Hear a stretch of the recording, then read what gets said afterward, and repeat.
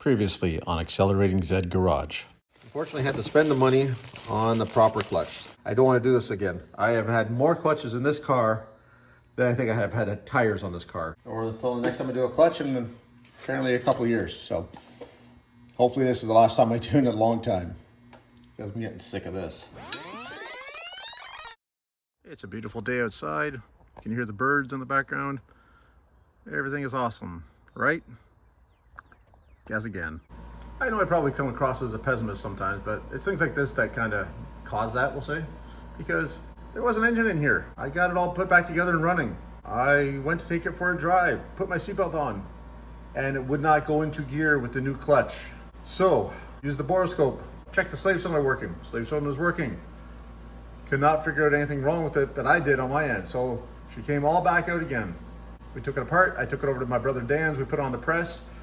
I got a hold of spec clutch. They said it should be fully released by 0.375 inches.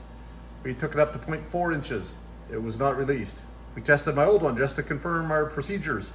And we took that up to 0.3 and it was fully released. All right, you ready? Yep.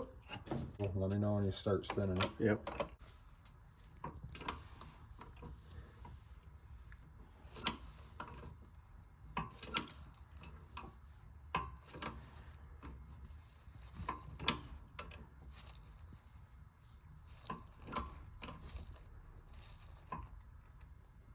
That should be 300 thou. All right.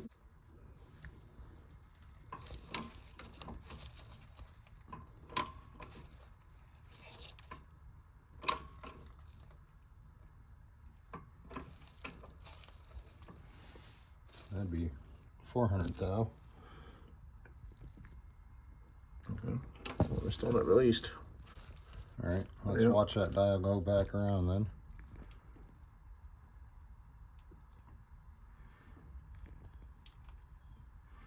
And 100, 200, 300,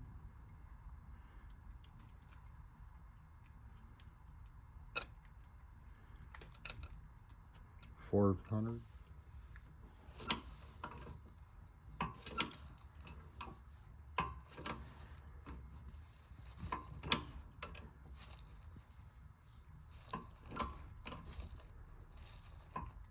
Got your alignment tool? Right here. Stick that in there. Okay. Let me know when you start turning it.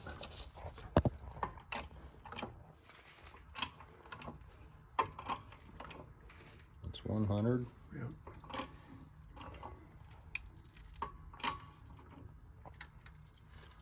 That's 200.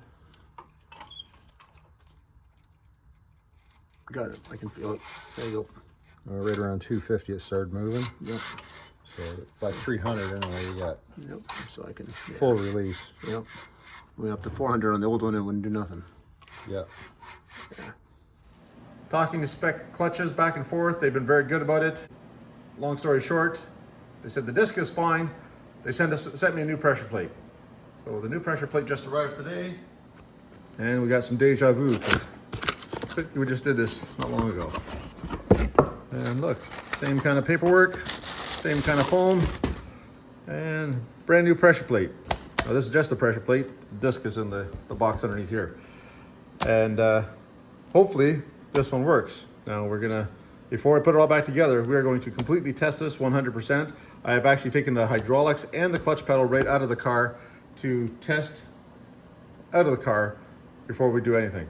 But this is gonna go on the flywheel with the disc, and it's gonna go over to my brother's Dan's. We're gonna test it on the press again to make sure it works before we do this again, because I think I cursed myself in the last video with how many times I said I don't want to do this again. Well, literally 2 weeks later, I'm doing this again.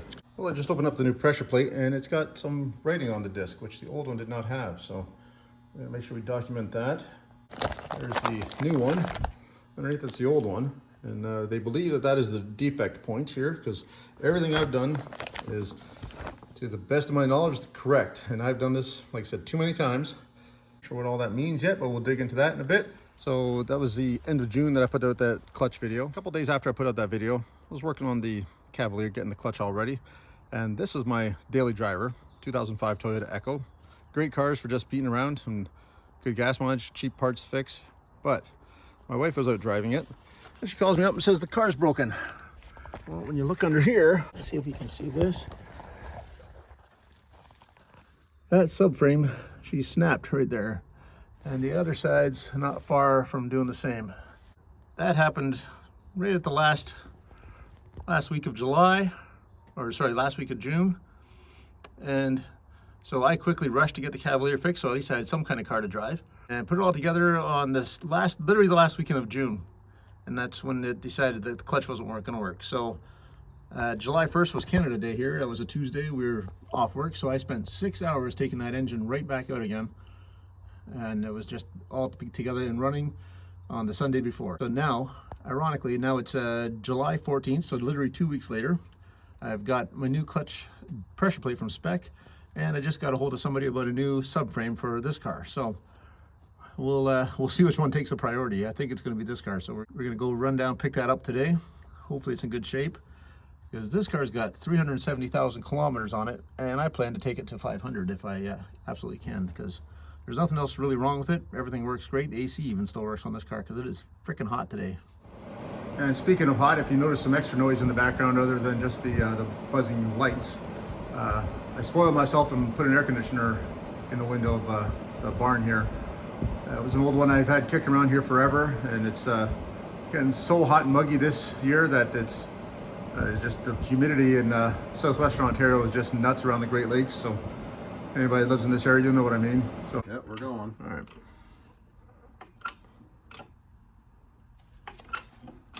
So that's About 100.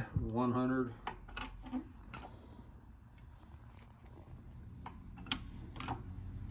200.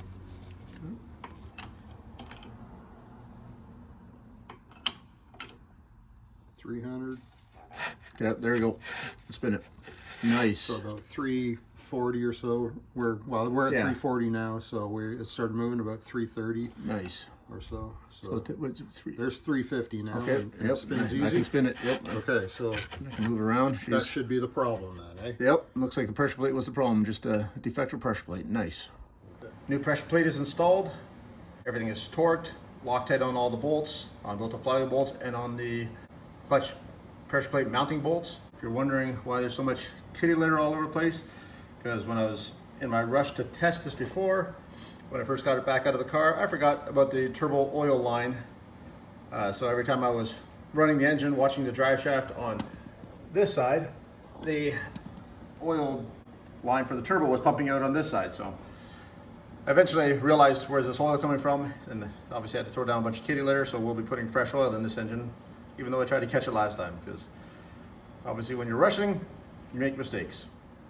So we're going to put the transmission back on this. I'm going to put the intermediate drive shaft on it, and I'm going to put the clutch slave cylinder on it, and we're going to literally test everything outside of the car with just by spinning the starter. So we're going to spin the starter, spin the engine, spin the transmission, clutch in, see if the transmission stops, see if that intermediate drive shaft stops spinning, and back out again and see if it goes again. I've done this before, so unfortunately and ironically, this is not my first time doing this crap. You'd think I'd done this before. That was literally less than a minute, and I got it aligned and bolted up. Now we just got to tighten up the bolts, and then we'll hook up the clutch sleeve in here, and we'll test everything out. Hopefully everything works good. Fingers crossed. I think it'll be okay because we've already tested it on the bench, but we want to make sure 100% sure that this is not going to have to come back out again. All right, let's see if we can make this work. We're going to hook up the starter. It's going to get that intermediate shaft spinning. I've got it in gear. We've got some oil in the engine. We're not going to do this very long. We just got to confirm that that thing's, once that starter starts spinning, we're going to put the clutch in, clutch out, and then we're done. So it's just a matter of getting it going and then testing this and releasing it. Wish me luck. Spinning, clutch in, clutch out. All right, so obviously that didn't work very good the first time. So what I've done is I've taken it apart. I put a shim in behind the flywheel. And the shim basically makes up the difference of the machining, so the material that you took off of there. I had to do this with my last flywheel as well, because that one was machined a couple times. This one we had to take a little more off than we expected, so we've I'm not sure if it needs the shim or not, but it didn't seem to work the first time there, so we're going to try it with the shim and see if that works this time. So we're going to do the same thing. We're going to get it spinning with the starter. Then we're going to press the clutch pedal in, and hopefully everything goes better this time. Okay, here we go. Okay, spinning. Clutch in, stop, clutch out, keep spinning, clutch in, stop. Perfect. That's what we wanted to see. So obviously it's a little bit of a pain in the butt to do it this way, but at least then it's going to work once you get in the car, because the last thing we need to do is do this again, because I've already done it twice now and I keep saying I don't want to do it again. So hopefully this is the last time. Thanks very much for watching, guys. Hopefully you enjoy this stuff. I don't enjoy it, so hopefully you'll learn something from my mistakes and my trials and tribulations, we'll say. And even when it gets hard, don't give up on it. Take a breath, step back for a minute if you got to, and go at it again. Next time you see this car, I hope it's ripping down the racetrack again. Thanks for watching, guys. If you haven't already, please subscribe, share it with your friends, like it, all that kind of stuff. And thanks for watching. We'll see you in the next one. We'll see ya. Bye-bye.